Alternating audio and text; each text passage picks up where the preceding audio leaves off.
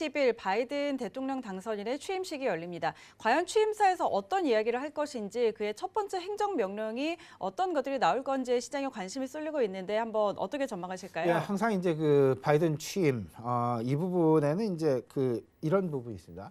그 대통령이 취임한 이후 그로부터 100일 동안 시장이 어떤 행보를 보였느냐.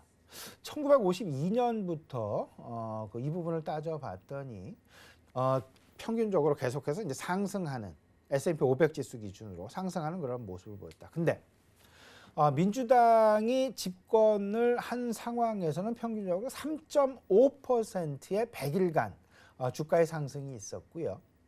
공화당이 집권했을 때에는 과거 경험적으로 0.5%의 상승이 나타났었습니다.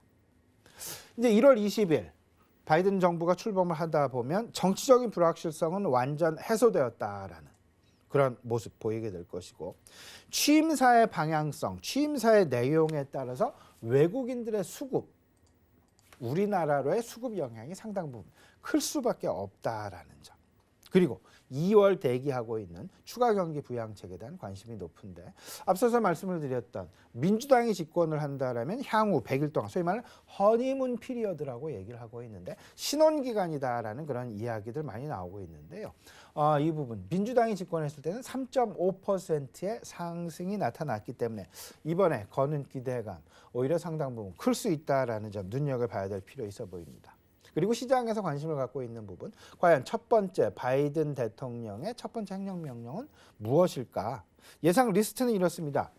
파리 기후협약과 관련된 재가입의 행정명령을 먼저 하게 될 것이냐, 아니면 동맹국들과의 관계 회복, 트럼프가 망쳐놓은 동맹국과의 관계를 회복적으로 가시화시키게 될 것이냐, 아니면 지금 현재 가장 힘든 부분이죠. 코로나19에 대한 대응책, 방역과 관련된 부분에 조금 더 강력한 어떤 그 메시지 내지 행정명령을 가할 수 있을 것이냐의 여부. 마지막으로 트럼프가 억제시켜 왔었던 반이민 정책, 이 부분을 철회하는 방향으로 행정명령, 1호 행정명령이 나타나게 될 것이냐. 이에 따라서 시장에서 사실상 사뭇 기대하고 있는 부분은 파리 기후협약에 재가입하는 것을 행정명령 1호로 삼는 것을 원하고 있다. 왜냐하면 파리 기후협약에 재가입하는 것은 결국은 친환경에 대한 시장으로의 메시지를 다시 한번 던지게 되는 것이고, 시장은 친환경 관련주들로 다시금 뜨겁게 달구어질 가능성이 높겠다라는 그런 가능성이 있기 때문입니다. 시장은 일단 친환경주 그리고 금융주, 인프라 관련주, 경기 민감주에 관심을 갖고 가고 있다.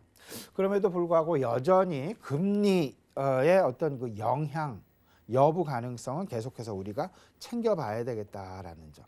코로나의 확산에 따른 경기 지연, 경기 개선이 지연되고 옐런의 어떤 그 재정 확대 정책, 이 부분이 오히려 금리 상승을 부추기지 않을까라는 그런 우려감. 결국은 코로나 재확산이라는 부분과 경기가 개선될 것이냐라는 부분과 금리가 상승될 것이다라는 그런 부분과 서로 간의 상호에 주고받는 어떤 그 동전의 양면 같은, 그렇게 되면서 결국은 어떤 지점에서 평형 상태, 소위 말하는 경제적인 이퀄리브리움 상태에 도달을 하게 될 것이냐.